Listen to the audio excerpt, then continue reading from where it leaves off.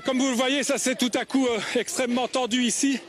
À la fin du discours d'Emmanuel Macron, eh bien, les gendarmes, les forces de l'ordre, s'il vous plaît, laissez-nous expliquer ce qui est en train de se passer, s'il vous plaît. Donc en fait, les gendarmes ont voulu faire reculer les manifestants alors qu'il n'y avait apparemment aucune tension. On va reculer un petit peu parce qu'effectivement nous sommes dans les gaz lacrymogènes. Et tout à coup, ça s'est tendu, effectivement, parce que les gendarmes ont voulu faire reculer les manifestants.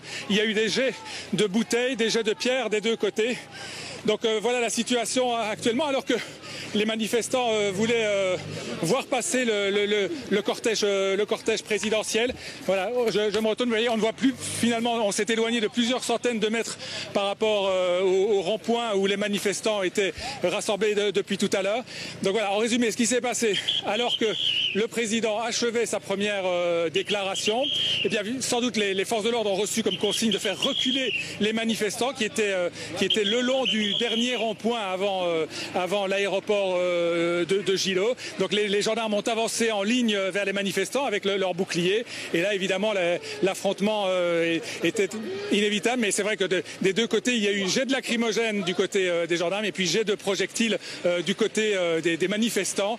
Voilà, on va essayer de vous faire vivre ça, essayer de comprendre exactement ce qui se passe. Mais je vous dis, donc, il n'y a en tout cas évidemment pas eu de contact entre les manifestants et le président Macron.